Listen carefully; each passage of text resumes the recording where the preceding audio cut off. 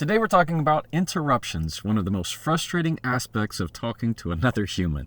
What do you say to make them stop, and is there a right way to interrupt? My name is Jefferson Fisher, and I'm on a mission to make your next conversation the one that changes everything. If you enjoy learning tools to improve your communication, I'm going to ask you to follow this channel, and please leave a review. If you have any questions or topic suggestions, just throw them in the comments. Okay, so you're in conversation, you're saying something, you're on a roll, maybe it's at a meeting, maybe it's a one-on-one, face-to-face with someone, and you're saying something, and someone cuts you off. They begin talking when it's not their turn. They interrupted you. What do? Here's some things I want you to try. Number one, let them. That's right, you heard me right. You're going to let them, and I'll explain the reasoning for that later. Let them interrupt you the first time. Number two, if they interrupt you a second time, we're going to break that down. We're going to use their first name, and then we're going to use a power phrase. This is, I can't hear you when you interrupt me. Hey, Jefferson, Greg, Sean, whatever it is, Ashley, I can't hear you when you interrupt me. And number three, if you have to go a little bit stronger, they interrupt you and they just keep steamrolling into the conversation, we're going to talk about asserting a boundary to get them to stop interrupting, or if that's a conversation you need to end altogether. And there's something I want to be very clear about right out of the gate, and that is not all interruptions are made the same. They're not all equal.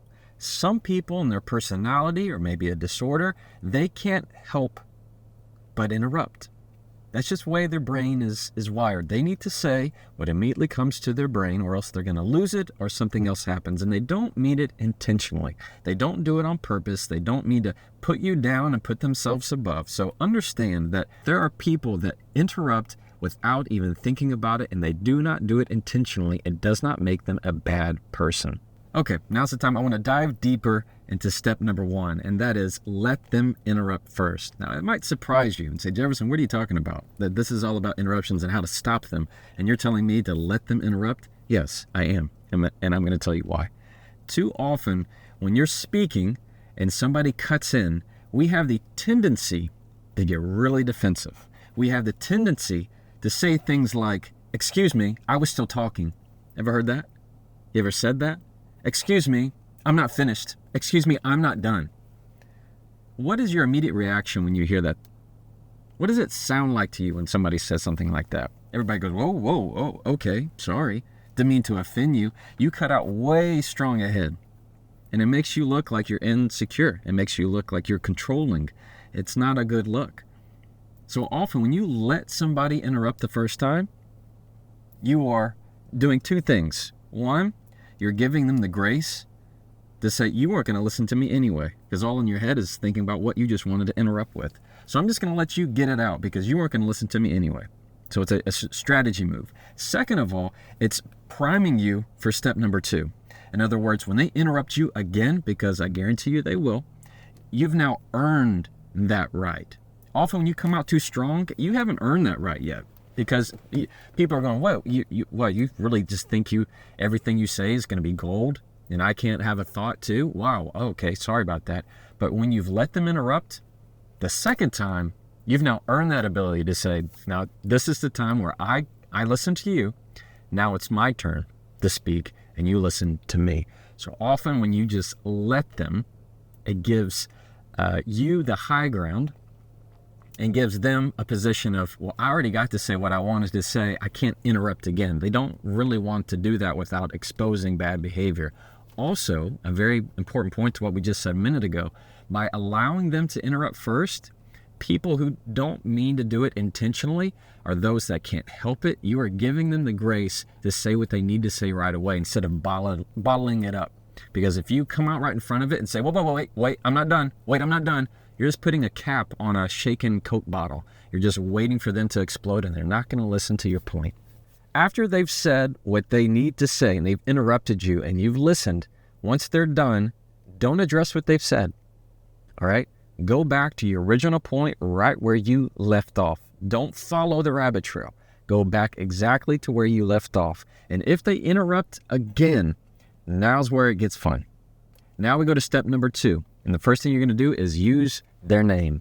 Names are really important. Names catch people's attention. It reminds them of almost being called out when they were kids or in class or by a parent. They pay attention to it. Use somebody's name, they click.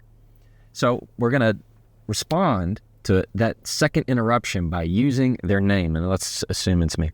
You're going to say, Jefferson, I can't hear you when you interrupt me. Jefferson, I can't hear you when you interrupt me. Now, how you say it makes a big difference. If you say it really tight, like, Jefferson, I can't hear you when you interrupt me, okay? Oh, that's not going to go nearly as well. Instead, we're going to take a big breath and say it slowly.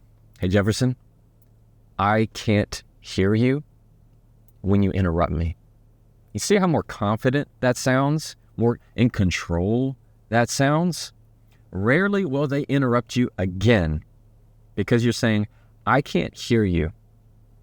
Yeah, you interrupting me? You want me to listen to that? I can't hear it when you're interrupting me in this way. I need you to let me finish. So that's a great way to step out in front of it. Another way is if they continue to talk and interrupt you again, is to use this phrase. I've used this pretty often, and that is, I want to listen to you, but you need to let me finish. I want to listen to you, but you need to let me finish. The trigger here is I'm telling them I want to listen to you. I want to hear what you have to say. But you need to let me finish first. It's an acknowledgement of I'm going to go, then I am more than happy to hear what you have to say. And number 3, if they continue to interrupt despite what you're saying, and you're saying it with kindness and you're giving them all the room, it's time that you assert a boundary. Now, I do this often in the legal space. As you can imagine, attorneys have a lot to say, and some attorneys feel like what they have to say is more important than what others have to say. And so often they will interrupt in a call, in a hearing, in trial. It happens all the time. And so often I will use the method of number 2. For example, last week, I'm not going to use this person's name, but I said, I can't hear you when you interrupt me. And that's the last time this individual interrupted. But I've also had it before where I needed to be a lot more assertive in it. For example, I've said things like, I need to make sure, am I on a one-way street or a two-way street?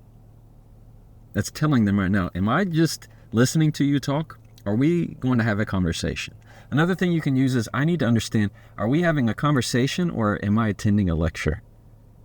You got to be careful about how you say certain things, but these are ways that you need to be a little bit more assertive sometimes and stand up straight and say, hey, I'm not being listened to here. So one way I would encourage you, a very general way to assert a boundary is, if you continue to interrupt me, I need to end the conversation. Simple as that. If you continue to interrupt me, I need to end the conversation. I need to hang up the phone. I need to end the phone call. Don't be afraid to do that. But if it continues to be a problem, don't let yourself be walked over. Don't be laid down on it. You assert a boundary and stick to it. Now, I also promise what to say when you're the one who needs to interrupt. We're going to talk about people who dominate conversations in another episode, but real quick, I want to give you some fast tools to use. When you're the one who needs to interrupt someone, it's going to go best, and the method that I recommend is you tell them that you're interrupting. That sounds like, I know I'm interrupting, or I need to interrupt you. When you use the word interrupt, it's you acknowledging out loud that you know it's what you're doing.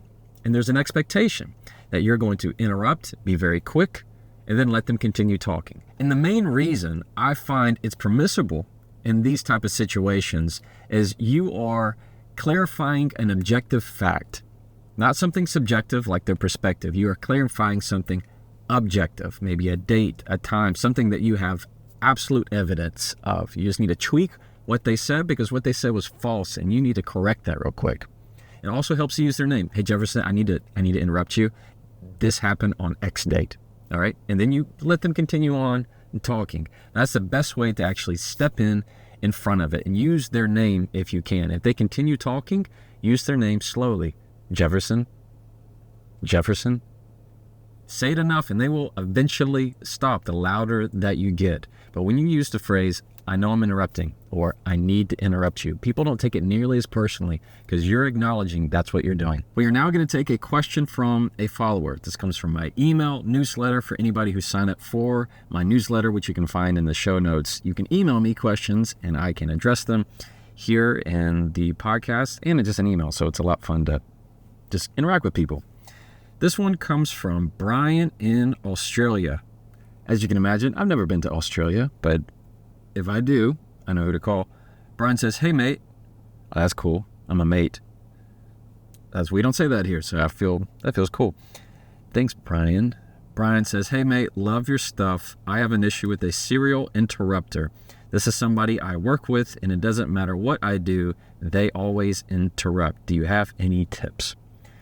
Yes, Brian, I do. Serial interrupters are very difficult and frustrating because it just might be some of their personality, and that's how this person grew up in their life. Maybe that's how their family communicates.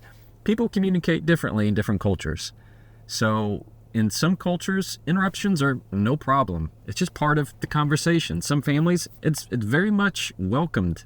Nobody has any issues with it. In other cultures and other countries, it is a big no-no. It's a sign of disrespect. So I said a big no-no. You can tell I have a 4-year-old and a 6-year-old. But what I would encourage you to do is, one, go through all the steps that we just talked about today. And that is let him interrupt the first time. And if you need to, say, "Hey, so-and-so," let's say his name's Greg. That feels like an Australian name, I guess. "Hey, Greg, I can't hear you when you interrupt me." Or if you need to lay that boundary, if you continue to interrupt me, I need to end the conversation. But let's assume that that's not going to be all that helpful. The better method is to simply just change the mode of communication. If you find that you continually have to tell this person you're interrupting me, and they know they're interrupting and they just really can't help it, or they're not respecting the two-way street of the conversation, then it's time to change the mode of communication. In other words, what you're going to say is, "I find that I communicate better with you, or we communicate better over text or over email or over some kind of maybe instant messaging somehow. Is that okay if we pick up this conversation at another time?" And then just change the game. Only communicate with them by email. I've had to do that in the legal world, but almost the reverse. So I had it to where an attorney, anytime he sent an email, it always was short, it was rude, it was snippy. But when I spoke on the phone with him, he was great. He was happy. There was no problem. And the next time I talked to him on the phone, I said, "Hey, so-and-so," I said, "I don't find that we don't communicate on email very well, do we?" And he laughed and said, "No, I guess we don't." I said, "Well, how about we just communicate by the phone from now on?" He said, "Yeah, I can agree to that." So anytime now, instead of just an email, I pick up the phone and we call, and it goes a whole lot better. You might have the reverse, to where instead of a face-to-face conversation, you might need to communicate with this person better by email or by text or some other mode of communication. And they can ask why, and you can tell them, "I find that you interrupt me pretty frequently and it slows down the conversation." Or, "When you interrupt me that way, I feel like you're being dismissive of my ideas." And they might come out and say, "Hey, that's not intentional. Yes, I understand that." Or, "Yes, that's a habit of mine." Maybe you need to be open and tell them, and they say, "Well, just tell me when I interrupt you, and I really, really don't mean to. I just get excited about ideas." And maybe you can have a discussion about it. And maybe, just maybe, you might improve the way they handle interruptions in their life. All right, putting a bow on it. The next time somebody interrupts you, the first thing you're going to do is what? You're going to let them. Allow them to interrupt you. Number 2, if they continue to interrupt you the second time, you're going to use their name and use the phrase, "I can't hear you when you interrupt me." I can't hear you when you interrupt me. You're going to say it as if, "I can't change this. This is just a product and instruction of how I operate. I can't hear you when you interrupt me." You're not going to say, "Excuse me, I'm not finished. Excuse me, I wasn't done." It's just a simple, calm, controlled, "I can't hear you when you interrupt me." And number 3, if it needs to get more serious, assert a boundary to say, "If you continue to interrupt me, I need to end this conversation, or we need to pick this conversation up another time." Thank you for listening to the Jefferson Fisher Podcast. If you enjoyed this episode and enjoyed learning ways to improve your communication, I'm going to ask you to, again, follow this channel and please leave a review. You can find this episode anywhere where you get your podcasts: Spotify, YouTube, Apple, any of them. And of course, if you have any questions or suggestions, just throw them in the comments. Thank you for listening. And as always, try that and follow me.